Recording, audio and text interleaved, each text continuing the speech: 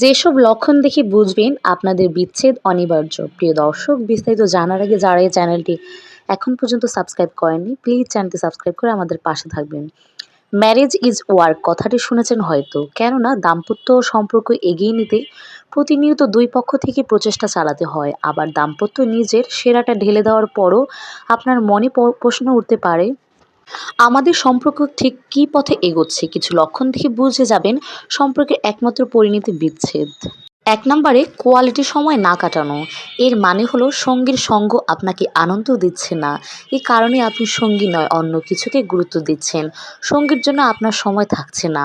আবেগপূর্ণ নির্ভরশীলতা না থাকা, শারীরিক আকর্ষণ না থাকা বা কমে যাওয়া, গভীর কথোপকথনের অভাব বিচ্ছেদের পূর্ব লক্ষণ।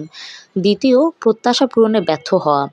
আপনি যে প্রত্যাশা নিয়ে সঙ্গীকে বিয়ে করেছিলেন সেটি না মেলা বা বিয়ের পর চাহিদা বদলে যাওয়া, অথবা দুজনের শারীরিক, মানসিক, আবেগপূর্ণ চাহিদা পূরণে ব্যর্থ হওয়া।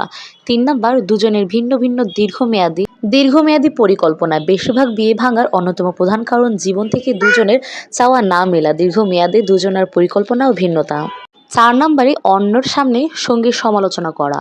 তৃতীয় ব্যক্তির সামনে সঙ্গীর সমালোচনার মাধ্যমে আপনি আসলে আপনার বৈবাহিক সম্পর্কটাকে অসম্মান করেছেন, আর এটাও ধীরে ধীরে বিচ্ছেদ ডেকে আনতে ভূমিকা রাখে। ৫ নম্বরে ক্রমাগত অভিযোগ, সবসময় ঝগড়া।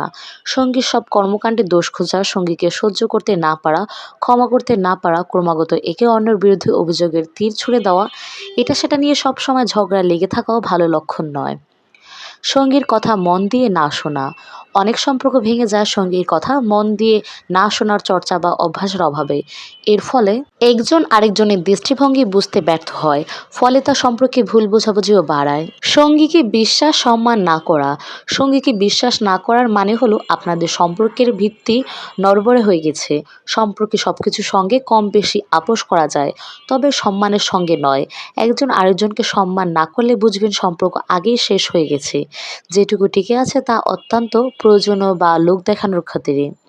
পরকীয়া জড়িয়ে পড়া। সঙ্গীকে যতভাবে অসম্মান করা সম্ভব তার মধ্যে সবার উপরে পরকীয়ার স্থান। বিশ্বাসঘাতকের সঙ্গে বৈবাহিক সম্পর্ক তো দূরের কথা, কোনো সম্পর্কই রাখা কঠিন হয়ে পড়ে।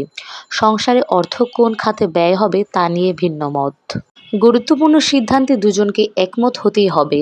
আর সংসারে অর্থনীতি এমন একটা বিষয় যে ক্ষেত্রে দুজনের একমত হতে হয়, না হয় জটিলতা বেঁধে বিচ্ছেদ পর্যন্ত গড়াতে পারে। অসুখী থাকা, সে যে কারণে হোক সঙ্গীকে নিয়ে সুখী নন, এই কারণে বিচ্ছেদ হয়ে যেতে পারে। উপরে এসব কারণ যদি আপনাদের মধ্যে থেকে থাকে তা আজকে সমাধান করে ফেলুন, সংসার জীবন সুখের হবে।